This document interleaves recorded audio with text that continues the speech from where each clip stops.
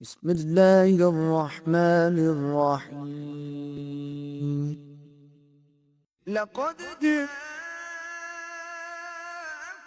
رسول من أنفسكم عزيز عليه ما عنتم حريص عليكم بالمؤمنين رؤوف رحيم.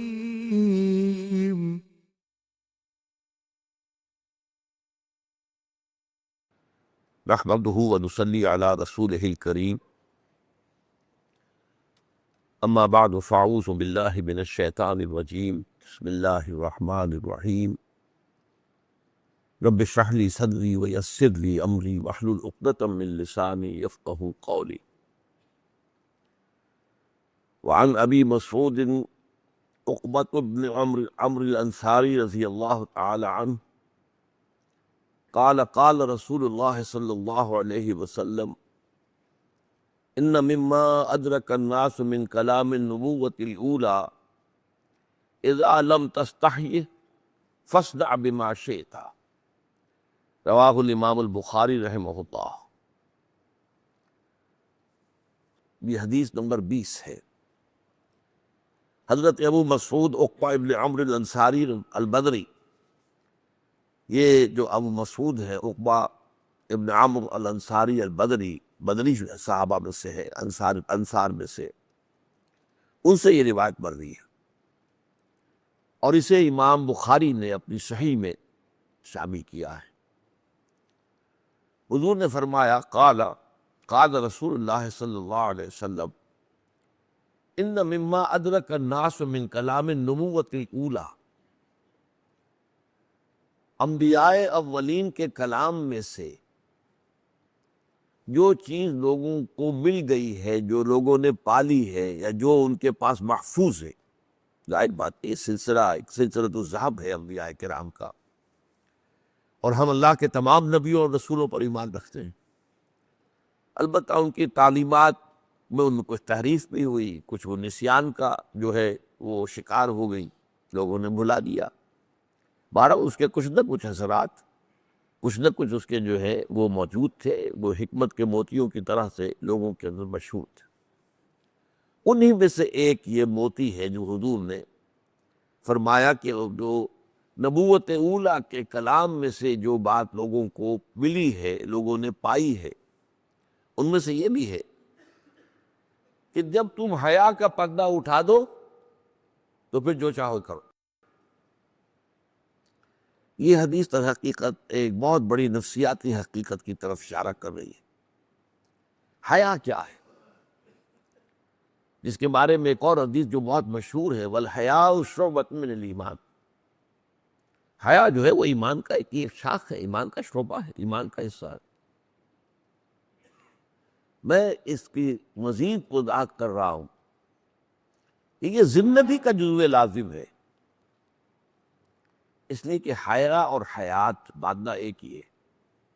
حیات ہا یا اور حیا ہا یا ایک ہی مادہ، حیا کا اور حیات کا. اصل میں جس زمانے میں ہم میڈیکل کی تعلیم حاصل کر رہے تھے، جو ہمارا سینٹرل نروس سسٹم ہے، مرکز جو ہے ہمارے اعصاب کا، اس میں برین ہے اور پھر اسپائنل کارڈ ہے، وہ حرام مغز کو جو ریڑھ کی ہڈی میں چل رہا ہے، اور اس میں لیولز ہے. برین میں سب سے اونچا وہ حصہ ہے جسے سیریبرم کہا جاتا ہے، وہ گرے میٹر ہے کہلاتا ہے، وہ رنگدار سا پیلا سا مادہ ہوتا ہے. پھر اس کے نیچے ایک سفید حصہ ہوتا ہے، وہ کبھی آپ جب برین اور مغز کوٹ کی ڈش بنا کر کھاتے ہیں تو وہ چیزیں نظر آتی ہیں. یہ جو گرے میٹر ہے جو اوپر کا حصہ ہے، یہ ہائیسٹ لیول ہے برین کا، سینٹرل نروس سسٹم کا. اور اس میں جو ہے اس کے مختلف دماغ کے اندر جو ایریاز ہے وہ منقسم ہے. دیکھنے کا ایریا ہماری پشت پر ہے، یعنی اصل میں دیکھنا تو ہم سمجھتے ہیں کہ آنکھ نے دیکھا. آنکھ دیکھتی تو پورا انٹرپریٹ نہیں کر سکتی، سمجھ نہیں سکتی، اس لیے کہ یہ تو ایک کیمرے کے مانند ہے. اس کے سامنے جو کچھ آیا ہے لینس کے سامنے، اس نے اس کی تصویر اتار دی. اب اس تصویر کا سمجھنا، اسے انٹرپریٹ کرنا، اس کو انالائز کرنا، اس سے نتیجے نکالنا، یہ آنکھ کا کام نہیں، آنکھ کر ہی نہیں سکتی. اس کے لیے خاص ایریا ہے کہ جو اس گرے میٹر کا جو پچھلا حصہ ہے وہاں جا کر انٹرپریٹیشن ہوتی ہے. یہ کمپیوٹر کا وہ حصہ جو ہے خاص طور پر ویژن کے لیے مخصوص ہے. اسی طرح میں آپ کو بتا چکا ہوں کہ اس میں اسپیچ سینٹر سب سے بڑا سینٹر ہے، اس لیے کہ انسان کو دوسرے حیوانات سے ممیز کرنے والی بعض چیزیں شمار کی جاتی ہیں. مثلا انسان جو ہے حیوان ناطق ہے، نطق کی صلاحیت اللہ نے اس کو دی ہے، اظہار ما فی الضمیر کر سکتا ہے، دوسرے انسان کی بات سمجھ سکتا ہے. تو یہ گویا ایک چیز ہے کہ جو انسان کو حیوانات سے وہ تمیز کرتی ہے. لیکن اس کے بھی دو ایریاز ہیں، ایک لیفٹ سائڈ پر، ایک رائٹ سائڈ پر ہائیسٹ. ایک ایریا وہ ہے جو کسی اور کے کلام کو سمجھتا ہے، انٹرپریٹ کرتا ہے، نتیجہ نکالتا ہے.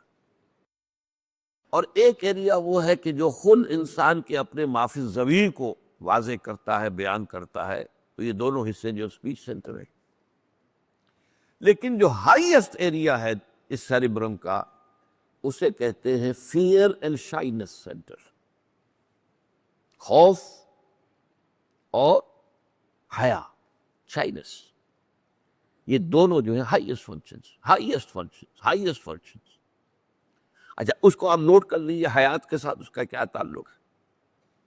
اس لیے کہ پریزرویشن آف دی سیلف جو ہے وہ سب سے بڑا موٹیو ہے. پریزرویشن آف دی سیلف، اپنے آپ کو بچانا. پھر ہے پریزرویشن آف دی اسپیشیز، اپنی نسل کو برقرار رکھنا. اس کے لیے آدمی شادیاں کرتا ہے، جو بھی ہے ایک کلمے کا بوجھ اٹھاتا ہے، اس کے اندر بوجھ جو ہے برداشت کرتا ہے. یہ کیوں؟ یہ اس کے انسٹنکٹس میں ہے، پریزرویشن آف دی اسپیشیز. لیکن پریزرویشن آف دی سیلف جو ہائیسٹ ہے، اس کے یہ دو فنکشنز ہیں، شائنس اینڈ فیئر. خطرہ ہو تو بچاؤ، بھاگو، شیر آ رہا، بھاگو، دوڑو، فلاں. اب یہ فیئر ہے. اسی طریقے سے شائنس، حیا.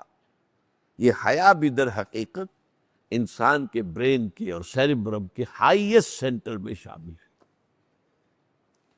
اس حیا کے بارے میں یوں نوٹ کر دیجئے، بلکہ اس کو ایک اور حقیقت میں چاہتا ہوں واضح ہو جائے.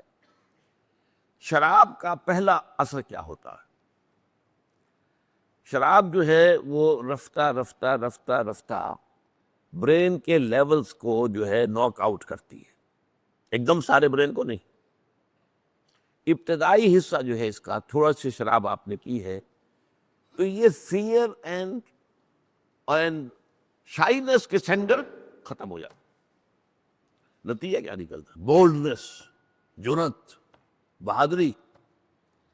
اب ایک مقرر جو ہے بڑی عمدہ تقریر کرے گا، ورنہ مقرر کو کیا ہوتا ہے، احساس ہوتا ہے کہ میری تقریر کا کیا اثر لوگ لے رہے ہوں گے، کیا اس کا جو ہے کوئی مذاق اڑا رہا ہوگا، دل میں کچھ اور ہوگا، کیا ان کے یہ جو احساسات رہتے ہیں یہ ایک مقرر کو قدم قدم پر روکتے. جب یہ شائنس ختم ہوئی، اب آپ اگر بہت بڑا وکیل ہے تو شراب پی کر جو وہ مقدمے کی پیروی کرے گا وہ بغیر شراب کے نہیں کر سکتا. اسی طریقے سے لڑنے میں شراب تھوڑی، زیادہ نہیں. جب زیادہ ہو جائے گی تب تو پھر اور لوور سینٹرز میں ڈپریس ہو جائے گی، پھر وہ ڈپریشن جو ہے نیچے چلی جائے گی.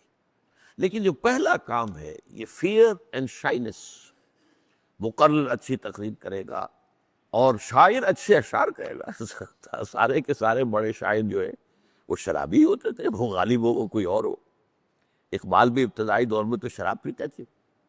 جگر تو وہ جگر نے خود جو کہا ہے، سب کو مارا جگر کے شیروں نے اور جگر کو شراب نے مارا. تو یہ تو شراب اس کی گھٹی میں تھی. لیکن ایک وقت آیا ہے موت سے پہلے، کافی پہلے تائب ہوئے، اور توبہ کرنے کے بعد پھر جو شاعری انہوں نے کی ہے وہ بڑی نفیس اور بڑی ایک روحانی ڈائمنشن اس میں تھی. بہرحال یہ اس کا موقع نہیں ہے، لیکن یہ کہ غزلیں ان کی جو مشہور ہیں وہ تو وہی ہے جو شراب نوشی کے دور. تو اس لیے مقرر اچھی تقریر کرے گا، وکیل اچھے آرگومنٹ دے گا، شاعر اچھی شاعری کرے گا، اس لیے کہ وہ فیئر، اب آڈینس کا فیئر نہیں رہا اس. اب شائنس نہیں رہی کہ کیا لوگ سمجھیں گے، کیا میری بات پہ ہنس پڑیں گے، کیا کریں گے، ہنسے وہ چلا جاتا ہے. تو اس اعتبار سے یہ جو شائنس ہے حیا، جو حضور نے فرمایا الحیاء شعبۃ من الایمان، میں نے آپ کو بتایا کہ در حقیقت یہ حیات کا جزو لازم ہے۔ انسان اپنی حیات کو بچانے کے لیے بھی، پریزرویشن آف دی سیلف کے لیے بھی، یہ جو میکینزم ہے شائنس اینڈ فیئر، ان کا استعمال کرتا ہے۔ اب یہ جو مادہ ہے یہ اللہ تعالیٰ کی حکمت تخلیق ہے، یہ عورت میں زیادہ رکھا ہے مرد کی نسبت۔ مرد اپنے جو فنکشن اسے دیے گئے ہیں اس کی روح سے وہ ایکٹیو ہوتا ہے، وہ ایڈوانس کرتا ہے، آگے بڑھتا ہے۔ عورت گریز کرتی ہے، اور عورت کے نسوانی حسن کا یہ بڑا معاملہ ہے کہ وہ گریز کرے۔ اگر عورت میں بھی اقدام آ جائے تو پھر وہ عورتیت ختم ہو گئی اس کی، وہ تو بھی مرد ہو گئے۔ اور بے شمار مرد مار عورتیں آپ کو ملتی ہیں دنیا کے اندر، وہ مرد مار ہوتی، لیکن اصل عورت جو ہے اس میں شرم، حیا اور اس کے اندر گریز، پیچھے ہٹنا، یہ نہیں کہ اقدام کرے۔ کوئی بھی معاملہ ہوتا ہے، چاہے وہ عام طور پر جس کو ہم کہتے ہیں وہ عشق مجازی جو ہے، اس میں بھی اقدام مرد کی طرف سے ہوتا ہے، مرد طالب ہوتا ہے اور عورت گویا کہ مطلوب کے درجے میں ہوتی ہے۔ تو یہ مادہ اللہ تعالیٰ نے عورتوں کے اندر زیادہ رکھا ہے، اور یہ سب سے بڑا زیور ہے عورت کے نسوانی حسن کا، سب سے بڑا جو ہے حصہ یہ ہے۔ چنانچہ سورہ قصص میں جو نقشہ کھینچا گیا ہے حضرت موسیٰ علیہ السلام کا، جب وہ مصر سے چل کر اور مدین تک پہنچ گئے، پورا صحرا سینا کراس کیا ہے، کوئی سواری کیا، کوئی شے تھی نہیں، اور سانپوں بھرا جو ہے یہ صحرا تھا۔ اس لیے ان کے بھائی نے، بھائی کو کہلاتا تھا جو اس وقت فرعون تھا، وہ بھائی اس لیے تھا کہ جو پرانا فرعون تھا جو ابھی زندہ تھا لیکن اس نے ایبنیکیٹ کر دیا تھا، اپنا تخت جو ہے اپنے بیٹے کے حوالے کر دیا تھا، وہ زندہ تھا۔ اس کے زمانے میں حضرت موسیٰ علیہ السلام کو گود لے لیا گیا، گویا کہ اس لیے کہ وہ بے اولاد تھا، اور جب وہ نیل میں سے حضرت موسیٰ کا وہ صندوق سا برآمد ہوا ہے جس میں کہ ان کی والدہ نے اللہ کے حکم کے تحت انہیں ڈال کر اور نیل کے اندر بہا دیا تھا، تو پھر وہ قتل کرنے لگا تھا، پہچان گیا تھا کہ یہ اسرائیلیت طے تھا وہاں پر کہ ہر اسرائیلی بچے کو مار دینا۔ وہ بیوی آڑے آ گئی، اور دوسرے یہ کہ اللہ تعالیٰ نے ایسی موہنی صورت دی تھی حضرت موسیٰ کو کہ جو دیکھتا تھا، وَأَلْقَيْتُ عَلَيْكَ مَحَبَّةً مِّنِّي، بڑے پیارے الفاظ ہیں، یہ سورہ طہ میں آئے ہیں، اے موسیٰ ہم نے تمہارے اوپر اپنی محبت کا ایک پرتو ڈال دیا تھا، کہ اس کو دیکھ کر، وہ موہنی صورت دیکھ کر، اور وہ اہلیہ نے کہا، وہ اہلیہ وہ تھی حضرت آسیہ، وہ بھی بنی اسرائیل میں سے تھی، اور وہ ہیں جن کا سورہ تحریم میں ذکر ہے، جنہوں مثال دی گئی ہے کہ اللہ تعالیٰ نے مثال دی ہے اہل ایمان عورتوں کے لیے، آسیہ کی، امرأۃ فرعون۔ اب ظاہر بات ہے بادشاہ تھا، اس نے جس کو چاہا وہ اپنی ریت میں سے اپنے گھر میں ڈال لیا، اور ان دونوں کے مابین بڑی الفت تھی، فرعون کے اور آسیہ علیہ السلام۔ انہوں نے کہا مت قتل لک، لا تقتلوہ قرۃ عین لی ولک، دیکھو یہ میرے اور تمہاری آنکھوں کی ٹھنڈک رہے گا تو ہم اسے شاید بے نہیں بنا لے، ہمارے ہاں بیٹا نہیں ہے۔ باہر وہاں محل میں پلے، اس کے بعد فرعون کے بھی بیٹا ہو گیا، اب یہ دو ہوئے، گویا کہ دو بھائی ہو گئے، تو بھائیوں کی طرح پرورش پائی۔ اس کے بعد فرعون نے تخت چھوڑ دیا، تو اب یہ بھائی جو تھا، جو اس طریقے سے بنا ہوا بھائی تھا، وہ تخت پر تھا۔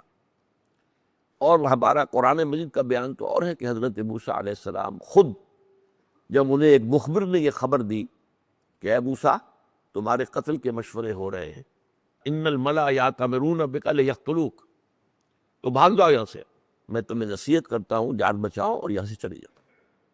تو حضرت موسیٰ چھوڑ کر مصر کو اور صحرائے سینا کی طرف گئے، اور پھر پورا سینا کراس کیا۔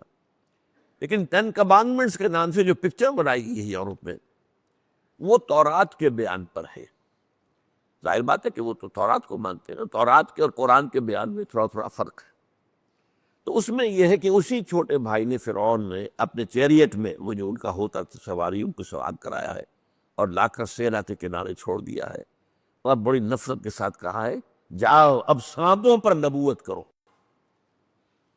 اب تمہاری نبوت جو ہے وہ انسانوں پر نہیں، اس صحرا کے اندر جو سانپ ہے ان پر جاؤ لوگ۔ بہرحال اب وہ سارے صحرا کو عبور کر کے پہنچے ہیں، اور مدین کے پانی کے کنویں کے اوپر جا کر آپ نے وہ واقعہ پڑھا ہوگا، تھکا ٹوٹا آدمی، بھوکا پیاس سے لمبا سفر، اب وہ وہاں انہوں نے دیکھا کہ دو لڑکیاں کھڑی ہوئی ہیں، اپنے ریوڑ کو روک رہی ہیں، وہ بھیڑیں بکریاں دوڑتی ہیں پانی کی طرف اور وہ انہیں روکتی ہیں۔ یہ گئے، کیا معاملہ ہے، آپ کیوں نہیں پانی پلاتی؟ ان کا کہ ہمارے والد بوڑھے ہیں اور یہ جو چرواہے ہیں یہ سخت دل ہیں، یہ ہمیں روکتے ہیں، تو جب تک یہ اپنی بھیڑوں کو اپنے ریوڑوں کو پانی پلا کر نہ چلے جائیں ہم نہیں چل پلا سکتے۔ حضرت موسیٰ وہ جلالی مزاج کے آدمی تھے، گئے اور ان کو ایک گوزن مارا، ایک کھوزن مارا، ہٹایا اور پھر پانی کھینچ کر کنویں سے ان کو پلایا۔ اب وہ چلی گئی ریوڑ لے کر، اپنے والد کو بتایا۔ اب والد کا پیغام لے کر جب آئی ہیں ان میں سے ایک، اس کے لیے قرآن نے الفاظ، اس کے لیے میں نے سارا واقعہ یہ آپ کو سنایا۔ حضرت موسیٰ کی حالت اس وقت کیا تھی، ان کو پانی پلا کر جا کر ایک درخت کے نیچے بیٹھ گئے، جو دعا انہوں نے اس وقت مانگی ہے، رب انی لما انزلت الی من خیر فقیر، اے اللہ میں تو تیری ہر اس خیر اور خیرات کا مستحق ہوں جو تم میری جھولی میں ڈال دے۔ یہ فقر کی انتہا ہوتا۔ ایک فقیر ہوتا وہ کہتا مجھے روپیہ ہی لینا ہے، میں نے 5 روپے ہی لینے ہیں، نخرہ کرتا، اور ایک وقت جوڑ ڈال دو، ڈھیلا ڈال دے میری جھولی میں، تو میں اس کا بھی محتاج ہوں، میرے پاس تو کچھ ہے ہی نہیں، میرا کوئی جاننے والا نہیں، پہچاننے والا نہیں، اس ایک اجنبی جگہ پر میں آ گیا، میرے پاس کوئی ذریعہ نہیں، رب انی لما انزلت الی من خیر فقیر، ہر شے کا فقیر۔ اس وقت وہ لڑکی ایک آئی ہے، فجاءه احداهما على استحياء فقال ان ابی یدعوک، آئی ان دونوں میں سے ایک لڑکی حیا کے ساتھ چلتی ہوئی۔ اب یہ چلنے میں بھی عورت کے حیا ہے، حیا جو ہے وہ عورت کو اللہ تعالیٰ نے جو بھی عناصر اس کی فطرت میں رکھے ہیں ان میں مرد کے مقابلے میں حیا کا پہلو بہت جو ہے قوی ہے، جس کو کہ آج جو ہے مغرب ختم کرنے پر تلا ہوا، حیا کا پردہ۔ اور اس حدیث کا صحیح ترین ترجمہ فارسی میں جو کیا گیا ہے بہت خوبصورت، بے حیا باش و ہر چغائی کن، حیا کا پردہ اٹھا دو پھر جو چاہو کرو۔ تو میں یہ عرض کر رہا تھا کہ اس وقت دنیا میں جو عظیم تحریک چل رہی ہے، جس کو اس قدر حسین نام دیا گیا ہے سوشل انجینئرنگ پروگرام، سوسائٹی کی کو تعمیر نو کرنی ہے، اس کا بنیادی نقطہ یہ ہے کہ حیا ختم، عورت میں سے اس جز کو نکال کے باہر۔ اور یہ معاملہ کوئی بہت پرانا نہیں ہے، 100 سوا سال سے زیادہ اس کی تاریخ نہیں ہے۔ کبھی زمانہ تھا میں کوئی انگلش پکچر دیکھ لیا کرتا تھا، اور اب بھی کبھی اس کو ٹی وی کے چینلز کو گھماتے ہوئے کہیں کوئی نظر پڑ جاتی ہے، جو پرانی پکچرز ہوتی ہے آپ امریکہ کی، یورپ کی، مکمل لباس عورت کا ہوتا ہے، پورا گردن سے لے کے اور ٹخنے تک، ہاتھوں یہ سوائے وہی جو قرآن مجید میں آیا چہرے کی ٹکیا، اور سر پر ان کے یقیناً جو ہے اسکارف، یہ ان کا لباس تھا مکمل۔ یہ جو اسکرٹس اور پھر منی اسکرٹس یہ جو آنی شروع ہوئی ہے، ان کی تاریخ زیادہ نہیں ہے، ان کے پرانے آپ دیکھیں تو پورا لباس، پورا جسم جو ہے وہ مستور ہوتا تھا عورت کا۔ اور یہ چیز جو ہے یہ پروٹوکولز کے اندر فیصلہ کیا تھا یہودیوں نے 1897، ان کے جو protocols of the elders of the Zion, Basel ایک ہے سوئٹزرلینڈ کا شہر، اس میں ٹاپ کے یہودی جمع ہوئے تھے، اور بیشتر تھے یہودی جو بینکرز تھے، زائنسٹ موومنٹ جو ہے وہ اصل میں یہودی بینکرز کی موومنٹ ہے، اور وہ اصل میں مذہبی یہودی نہیں ہے، وہ جو ہے سیکولر ٹائپ کی یہودی، جیسے ہمارے یہاں بھی سیکولر بھی ہیں، مذہبی لوگ بھی ہیں، تو سیکولر ان کے ہاں بھی سیکولر بھی ہے اور مذہبی بھی ہے۔ مذہبی لوگ وہ ہیں جو کبھی آپ نے دیکھے ہوں گے اخبارات میں یا کہیں کسی فلم میں، یا آپ امریکہ گئے ہوں کہیں گئے ہوں تو آپ نے دیکھا ہو بروکلن کا ایریا جو ہے بھرا ہوا ہے ان سے، یہ زلفیں ہوتی ہیں، یہ خاص طور پر یہ جو ہے یہاں سے چھلے دار چل رہا ہوتا ہے، یہ جہاں سے ہم وہ یہ عام طور پر خط بنا لیا جاتا ہے جب شیو کرتے ہیں تو یہاں سے وہ پھیلاتے ہیں اپنے بالوں کو، اور وہ چھلے دے کر اس قدر خوبصورت ہار کے مانند دونوں طرف لٹکے ہوتے ہیں، اور داڑھیاں لمبی ہوتی ہیں، کوٹ لمبے ہوتے ہیں، سر ننگے کا سوال نہیں، اس کے اوپر صرف وہ چھوٹی سی وہ نہیں جو اوپر وہ اس کے اوپر کھوپڑی پہ وہ چپکا لیا نہیں، ان کا پورا ہیڈ ہوتا ہے، سیاہ ہیڈ، سیاہ جو ہے وہ اچکن کی طرح کا لمبا کوٹ، یہ لوگ یہ ہے یہودی۔ لیکن یہ جو لوگ جمع ہوئے تھے جو بیسیکلی سیکولر بینکرز کے نمائندے تھے، انہوں نے جو چیزیں طے کی تھی نوع انسانی کے لیے، ان میں سے ایک یہ بھی تھا شرم اور حیا، اس کا جنازہ نکال دیا جائے تاکہ انسان حیوان بن جائے اور پھر ہم حیوانوں کو استعمال کر سکیں۔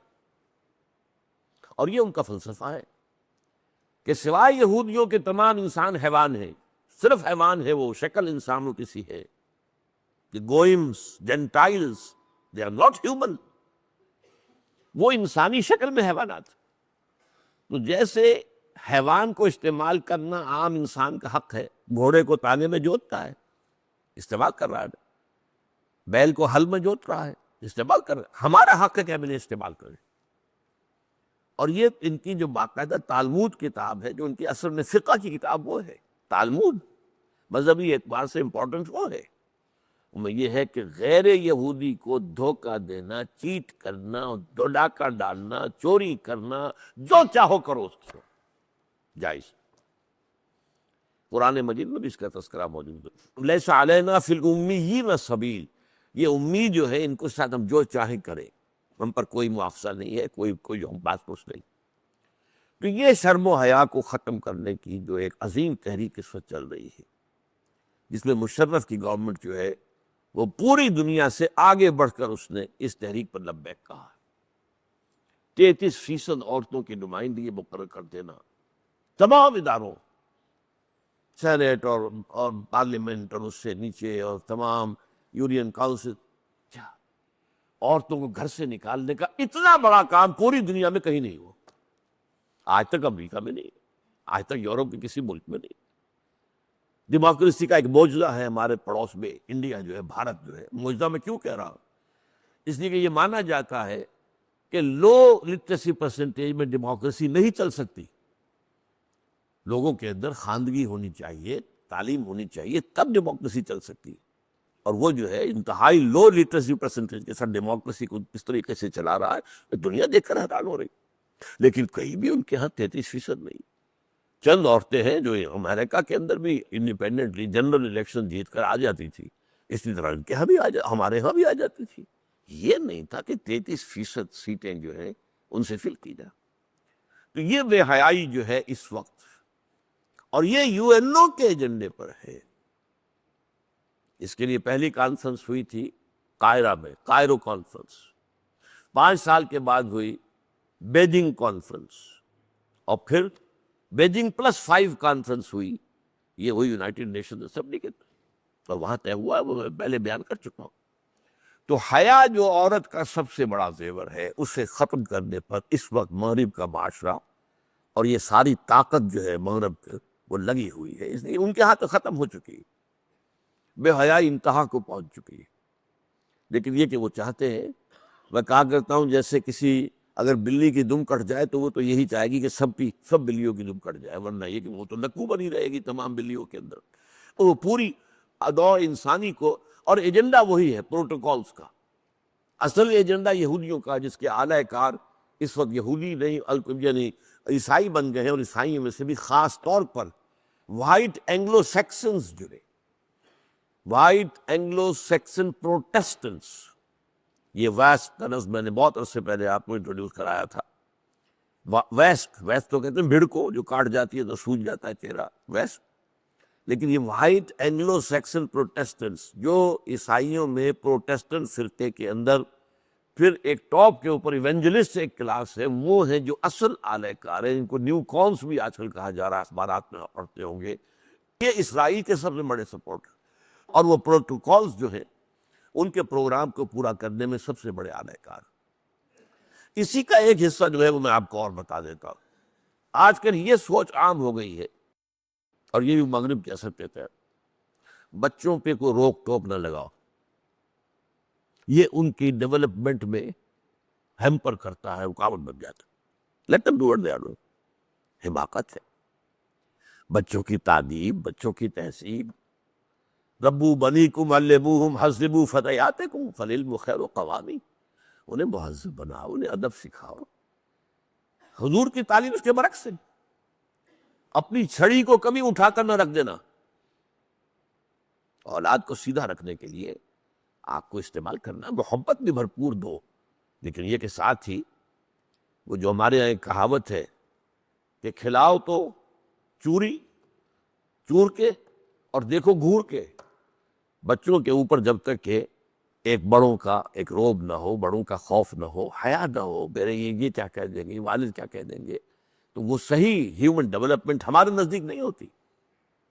وہ بچے جنہیں آپ جری بنا دیتے ہیں، بے شرم بنا دیتے ہیں، بے حیا بنا دیتے ہیں، بے ادب بنا دیتے ہیں، وہ پھر خود آپ کے سینے پر جو ہے وہ منہ دھریں گے، آپ کی اپنی جو ہے بڑھاپے کے اندر سہانے روح بنیں گے. ان کے اندر کہاں سے وہ آداب آ جائیں گے، اور کہاں سے وہ جو تہذیب آ جائے گی کہ جو بچپن میں اگر ان نہ سکھائی گئی. اسی طرح نماز کا معاملہ ہے کہ فلاں عمر سے نماز کی تلقین شروع کر دو، اور اس عمر کے بعد غالباً 9 برس ہے کہ اس کے بعد اگر بچہ نماز نہیں پڑھتا تو بارو اس کا. تو نبوت کی تعلیم اس کے بالکل برعکس. یہ جدید جو ہے چلڈرن سائیکالوجی، اس کی بڑی حماقتوں میں سے ایک حماقت ہے کہ بچوں کو روک ٹوک کرنے سے ان کے اندر جو آزاد شخصیت کے پروان چڑھنے کا امکان ہوتا ہے، انڈیپینڈنٹ پرسنالٹی، وہ ان میں کم ہو جاتی ہے. تو انہیں روکو ٹوکو نہیں، جو چاہیں کرے. بہرحال یہ حدیث جو ہے جیسا کہ میں نے عرض کیا، ویسے تو بہت ہی سادہ حدیث ہے، بہت سادہ حدیث ہے. الحیاء شعبۃ من الایمان، یہ تو سبھی کو یاد ہوگی. اور حضور نے فرمایا یہ تمام انبیاء کرام کی دعوتوں کے اندر موجود تھا. ان مما ادرک الناس من کلام النبوۃ الاولی، اس میں سے یہ بات بھی ہے جو لوگوں تک پہنچی ہے، لوگوں نے پائی ہے. اذا لم تستحی فافعل ما شئت، جب تم نے حیا کا پردہ اٹھا لیا تو کرو جو چاہو. اس لیے کہ یہی تو بیریئر تھا، یہی تو روک ٹوک کی بات تھی، جس کو میں نے سجایا آپ کو کہ فارسی میں اس کا بہترین ترجمہ ہے بے حیا باش شوہر کے خائی کن. ایک دفعہ ذرا حیا کا پردہ اٹھا دو، پھر جو چاہو کرو. اب ابھی کچھ وقت ہے تو ہم اگلی حدیث کی طرف بھی چلتے ہیں. عن ابن عمرو وقیل ابی عمرو کا سفیان ابن عبداللہ رضی اللہ عنہ. حضرت ابو عمرو، یا ان کے بارے میں کہا بھی گیا ہے کہ ابو عمرو ابن عبداللہ رضی اللہ تعالیٰ عنہ سے روایت ہے. قال، انہوں نے فرمایا، جو انہوں نے کہا، قلت، میں نے حضور سے کہا صلی اللہ علیہ وسلم، یا رسول اللہ ہے، قل لی فی الاسلام قولا لا اسأل عنہ احدا غیرک. اے اللہ کے رسول، مجھ سے تو اسلام کے بارے میں ایک بات ایسی کہیے کہ پھر مجھے کسی سے کچھ اور پوچھنے کی ضرورت ہی نہ رہے. کہ دونوں ترجمے ہو سکتے ہیں کہ پھر میں نہیں پوچھوں گا کسی سے کچھ اور، لیکن میں اس کے ترجمانی اس طرح کر رہا ہوں کہ پھر مجھے ایسی جامع بات بتا دیجئے ایک، قل لی فی الاسلام قولا، کہ پھر مجھے کسی اور سے کچھ پوچھنے کی ضرورت ہی نہ رہے. حضور نے فرمایا، قال صلی اللہ علیہ وسلم، قل آمنت باللہ فاستقم، رواہ مسلم. آپ نے فرمایا کہو میں ایمان لایا اللہ پر، اور پھر جم جاؤ. یہ جم جانا، استقامت، اس میں قیامت مضمر ہے. ایک لفظ کے اندر کیا ہے؟ مان لینا اللہ کو، پھر جم جانا. میں جلدی سے اس کو بیان کروں گا کیونکہ وقت بہرحال اب ہے محدود سا. دیکھیے، ایمان کے ثمرات ہیں، اور وہ ثمرات ایک داخلی ہے، ایک خارجی. ایمان ایک حقیقت ہے جو باطن میں ہوتی ہے، قلب میں ہے. اس کا ظہور، جیسے ایک پودے میں پھول لگتے ہیں. اب یہ ایسا پودا ہے کہ جس کے پھول کچھ تو ظاہر ہوتے ہیں خارج میں انسان کی شخصیت کی، اور ایک کچھ پھول اس کے وہ ہیں جو اس کی شخصیت کے اندر لہلاتے ہیں. جو اندر کے پھول ہیں وہ کیا؟ نمبر ایک محبت اللہ. ہر شے سے بڑھ کر محبوب اللہ نہیں ہو گیا ہے تو پھر یہ ایمان پر استقامت نہیں. والذین آمنوا اشد حبا للہ، اشد حبا للہ. اسی محبت خداوندی کے تابع پھر محبت رسول آتی ہے، اور پھر محبت جہاد فی سبیل اللہ، جو سورہ توبہ کی آیت نمبر 24 میں یہ ترتیب آئی ہے. قُلْ إِنْ كَانَ آبَاؤُكُمْ وَأَبْنَاؤُكُمْ وَإِخْوَانُكُمْ وَأَزْوَاجُكُمْ وَعَشِيرَتُكُمْ وَأَمْوَالٌ اقْتَرَفْتُمُوهَا وَتِجَارَةٌ تَخْشَوْنَ كَسَادَهَا وَمَسَاكِنُ تَرْضَوْنَهَا أَحَبَّ إِلَيْكُم مِّنَ اللَّهِ وَرَسُولِهِ فَتَرَبَّصُوا حَتَّىٰ يَأْتِيَ اللَّهُ بِأَمْرِهِ وَاللَّهُ لَا يَهْدِي الْقَوْمَ الْفَاسِقِينَ. اے نبی سے کہہ دیجیے دیکھو اگر تمہیں اپنے باپ اور اپنے بیٹے اور اپنے بھائی اور اپنے بیویاں یا شوہر، مرد کے لیے بیوی، عورت کے لیے شوہر، اور تم اپنے عزیز و رشتہ دار، اور وہ مال تم نے جو بڑی محنت سے جمع کیے ہیں، اور وہ کاروبار جسے مشکل سے جمایا ہے اس کے کساد کا تمہیں اندیشہ رہتا ہے، کساد بازاری نہ ہو جائے، اور وہ بلڈنگیں جو تم نے بڑے شوق سے تعمیر کی ہے، تمہیں بہت محبوب ہے، سجایا ہے انہیں خوب، کہاں کہاں سے لے کر آئے ہیں article of pieces of decoration لا کر سجائے ہیں اپنے ڈرائنگ روم کے اندر. اگر یہ چیزیں زیادہ محبوب ہیں اللہ سے اور اس کے رسول سے اور اللہ کی راہ میں جہاد سے، تو جاؤ دفع ہو جاؤ، بیٹھو ادھر، جسٹ ویٹ فتربصوا، یہاں تک کہ اللہ اپنا فیصلہ سنا دے. اور اللہ ایسے فاسقوں کو، ایسے ناہنجاروں کو ہدایت نہیں دیتا. یہ ہے وہ موقع، کہہ دینا کافی ہے. یا جس کو کہا ہے کہ لا معبود الا اللہ، نہیں صرف لا مقصود الا اللہ، لا مطلوب الا اللہ، لا محبوب الا اللہ. یہ کیفیت اگر نہیں تو ایمان تو نہیں. اسی استقامت کے داخلی جو ثمرات ہیں ان میں سے ایک ہے راضی برضائے رب. جو رب کی طرف سے آ رہا ہے اس پر کوئی شکوہ زبان پر نہ ہے. ایک ہے ریفلیکسیشن، کسی چیونٹی نے یہاں کاٹا ہے تو آپ کا ہاتھ ایک دم ہل گیا، اس میں آپ کے ارادے کو کوئی دخل ہی نہیں ہوتا، ریفلیکس ایکشن، بے اختیاری عمل ہے. حضرت ابراہیم جو آپ کے چھوٹے سے ننھے سے بچے سے دم توڑ رہے تھے تو حضور کی آنکھ میں بھی آنسو آ گئے تھے، اور صحابہ نے کہا حضور آپ اور آپ کی آنکھ میں آنسو؟ فرمایا یہ تو وہ رحمت ہے جو اللہ نے دلوں میں رکھی ہے، باقی ہم کہتے وہی ہیں جو اللہ کو پسند ہے، ہم اس پر راضی. تو ایک ریفلیکس ایکشن کے درجے میں تو کوئی ایک ریئیکشن ہو جائے، کوئی آنسو آ جائے، کوئی اور بات ہو جائے وہ اور ہے، لیکن یہ کہ کوئی مستقل شکایت اللہ سے، ایمان کی نفی ہو جائے گی. یہ حدیث ہم پڑھ چکے ہیں. جو آتا ہے اللہ کے اذن سے آتا ہے. اس کائنات کے اندر پتا نہیں ہل سکتا جب تک کہ اللہ کا اذن نہ ہو. وَهُوَ رَبُّنَا قُلْ لَن يُصِيبَنَا إِلَّا مَا كَتَبَ اللَّهُ لَنَا هُوَ مَوْلَانَا. تم کیا ڈرا رہے ہو منافقوں ہمیں؟ تم ڈرا رہے رومیوں سے، رومیوں کی فوج سے، موسم سے، اس کی گرمی سے. کس چیز سے ڈرا رہے؟ ہم پر کوئی مصیبت نہیں آ سکتی سوائے اس کے جو ہمارے رب نے نہ لکھ دی ہو. وہ تو ہمارا مولا ہے، اس کی طرف سے جو آئے. نہ شبد نصیب دشمن کے شبد ہلا کے تیغت سر دوستاں سلامت کی تو خنجر آزمائی. اے اللہ تیری طرف سے جو آئے. سر تسلیم خم ہے جو مزاج یاد میں. اس کو اکبر الآبادی نے بہت خوبصورت انداز میں کہا ہے، رضائے حق پہ راضی رہ. یہ حرف آرزو کیسا؟ یہ ہو جائے، یوں ہو جائے، یوں. تم کون ہو؟ Who are you؟ رضائے حق پہ راضی رہ، یہ حرف آرزو کیسا؟ خدا خالق، خدا مالک، خدا کا حکم، تو کیسا؟ Who are you؟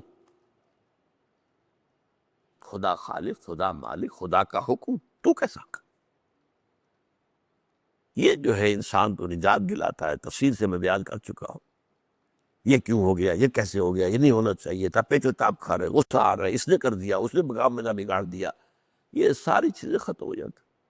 جو آیا اللہ کے حکم سے آیا، جو ذریعہ بن گیا اس نے اپنے لیے جو کمائی کرنی تھی کر لی. جو میں نے آپ کو قصہ سنایا تھا درویش کا کہ جو رب کرے سو ہو، جو رب کرے سو ہو، جو رب کرے سو ہو۔ کسی نے اٹھا کے پتھر مارا، مڑ کے دیکھا تو کہتا مجھے کیا دیکھتے ہو، جو رب کرے سو ہو۔ کہنے لگے ہاں مجھے تو پتھر لگا ہے اللہ ہی کے مارنے سے، میں دیکھ رہا تھا بیچ میں منہ کس کا کالا ہو گیا۔ ظاہر بات ہے تم لاکھ مجھے پتھر مارنا چاہتے، اللہ نہ چاہتا تو نہیں مار سکتے، تمہارا نشانہ خطا ہو جاتا، تمہارا ہاتھ شل ہو جاتا، لیکن یہ کہ بار بھی دے دے نشانہ خطا، مجھے دیکھ سکتے تو رضائے حق پہ راضی رہے، یہ حرف آرزو کیسا، خدا خالق، خدا مالک، خدا کا تو کیسا۔ اور اقبال کہتا ہے بروں کشید ز بیچا کے ہست بود مرا، مجھے تو اللہ تعالیٰ نے ایمان کے ایک ذریعے سے اس ہست و بود کے سارے چکر سے نکال لی تھے۔ اقدا کے مقام رضا کشمود مرا، یہ مقام رضا، تسلیم و رضا جو آئے ہمارے رب کی طرف سے سرے تسلیم کا۔ تیسرا ہے توکل، محنت کرو، بھاگو، دوڑو، کماؤ، جو بھی کرنا ہے، کبھی بھی اپنی صلاحیت پر اور وسائل مادی پر توکل نہ کرنا۔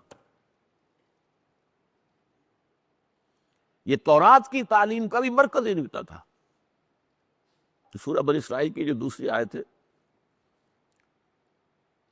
اور وہ اس کا لب لباب کیا تھا کہ کسی پر توکل نہ کرو سوائے میرے، اللہ پر توکل، بھروسہ نہ ہو، چاہے سارے وسائل و اسباب جو ہیں آپ کو مہیا ہوں، لیکن کبھی نہ کہنا کہ یہ کام میں کل ضرور کر دوں گا، کیا پتا، جس میں نہیں slip between the cup and the lip, یہ تو آپ کا محاورہ بھی ہے۔ چاہے ہاتھ میں پیالہ ہے، آپ کیا فاصلہ کیا ہے پیالے میں اور آپ کے ہونٹوں میں، but this many slip between the cup and the lip. اللہ کے عزم نہ ہو، توکل اللہ، لیکن اس کا یہ مطلب نہیں کہ محنت نہ کرو، محنت بھرپور کرو۔ محنت نہیں کرو گے تو تم جو ہے خود اللہ کی مشیت کو توڑ رہے ہو، لیکن توکل ہوگا وہ جو اللہ چاہے گا۔ ہماری ایک کوشش ہے، ہماری ایک محنت ہے، اس لیے وَلَقَدْ آتَيْنَا مُوسَى الْكِتَابَ وَجَعَلْنَاهُ هُدًى لِبَنِي إِسْرَائِيلَ أَلَّا تَتَّخِذُوا مِن دُونِي وَكِيلًا، وہ آیت یاد آ گئی۔ ہم نے بنی اسرائیل کے لیے ہدایت کے طور پر تورات کو نازل کیا۔ یا یہ نکتہ نوٹ کیجئے، تورات ہدی للناس نہیں تھی، ہدی للناس صرف قرآن، بنی اسرائیل، سورہ سجدہ میں بھی یہی آیا ہدی لبنی اسرائیل، بنی اسرائیل کے لیے ہدایت، جس میں پوری عالمی ابھی ہدایت تو تھی، وہ کامل ہدایت جو وہ قرآن میں آ کر تکمیل ہوئی ہدایت۔ تو توکل جو ہے، اللہ تتخذوا من دونی وکیل، کسی کو اپنا کارساز نہ سمجھنا، میرے سوا کسی کو کارساز سمجھا، یا اسباب پر بھروسہ ہو گیا، میرے پاس یہ ہے، میں نے یہ تہیا کر رکھا ہے، میں نے یہ فراہم کر رکھا ہے، سب کچھ ہے، گاڑی کی جو ہے وہ ٹیوننگ بھی کرا لی تھی، سروس بھی کرا لی تھی، آئل بھی چینج کر لیا تھا، یہ سب کچھ کر لیا تھا، ٹنکی بھری ہوئی ہے، پیٹرول ہے، ڈیزل سے سب کچھ ہے، بس اب کیا ہے، اب کیا رکاوٹ ہے، کل صبح میں اٹھوں گا اور چل دوں گا؟ نہیں۔ یہ تین ہیں جو استقامت علی الایمان باللہ، ایمان باللہ پر استقامت کے یہ تین تقاضے ہیں، داخلی کیفیات۔ خارج میں کیا ہے؟ نمبر ایک، اطاعت اللہ کی، ٹوٹلی عبادت اور اطاعت، اس پر تفصیل سے گفتگو ہو چکی ہے۔ تمہارے وجود سے یہ تین چیزیں وہ تھیں جو وجود کے اندر تھیں، محبت، تسلیم و رضا، صبر و توکل، استقامت، اور دوسرے جو باہر ہے اطاعت۔ تمہارے وجود سے جو عمل بھی خارج ہو یا صادر ہو، وہ اطاعت خداوندی اور اطاعت رسول کے سانچے میں ڈھل کر آئے۔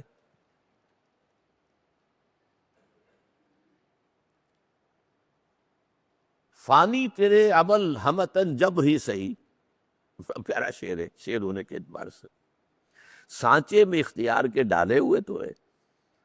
یہ ان لوگوں کا قول ہے کہ جو سمجھتے ہیں کہ انسان مجبور بحث ہے، اس کی کوئی آزادی نہیں، جن کو جبریہ کہا جاتا ہے، یہ ہمارے ہاں اسلاف میں رہا ایک مسلک۔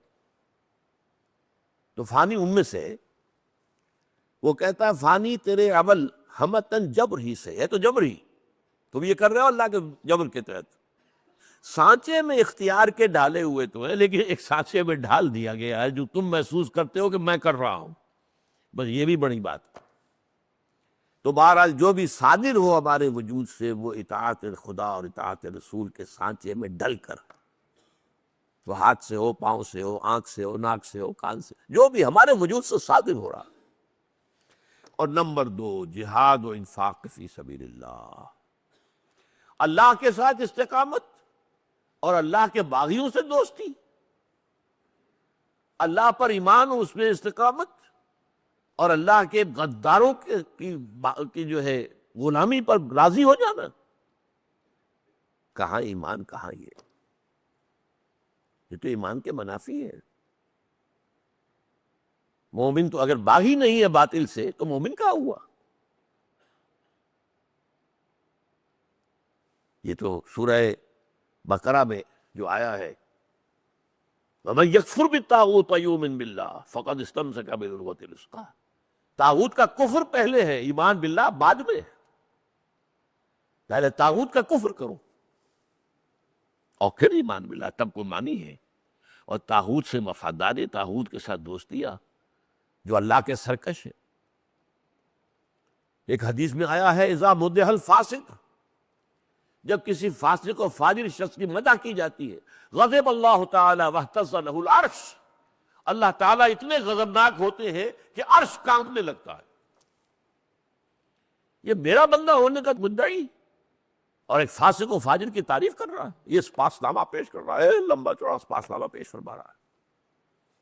اذا مدح الفاسق غضب اللہ تعالی واہتز لہ العرش، عرش لرز اٹھتا ہے، اتنا اٹھتا ہے۔ من مشى مع فاسق لیقویہ فقد عان علی ہدم الاسلام، جس شخص نے کسی فاسق کے ساتھ جو چلا تاکہ اسے تقویت پہنچائے، صرف ساتھ چلنا تقویت کے لیے، اس نے اسلام کی جڑیں کھودنے میں مدد کی۔ اس درجے غیرت اللہ کی اور اس کے لیے حمیت خداوندی میں اور حمیت دین الہی میں تن من دھن سب کچھ لگا دینے کے لیے تیار ہونا، یہ نہیں ہے، پھر استقامت نہیں ہے۔ ہمارا جو مطالعہ قرآن حکیم کا منتخب نصاب ہے، اس میں یہ سورہ تغابن کے درس میں اور سورہ حامیم السجدہ کے درس میں یہ چیزیں بڑی تفصیل سے بیان ہوتی ہیں۔ اللہ تعالی ہمیں اپنی ذات پر، اپنی صفات پر، اپنی توحید پر ایک ایمان یقین والا ایمان حقیقی عطا فرمائے، اور اس کے جملہ داخلی اور خارجی تقاضوں کو پورا کرنے کی توفیق عطا فرمائے۔ اقول قولی ھذا واستغفر اللہ لی ولکم ولسائر المسلمین والمسلمات۔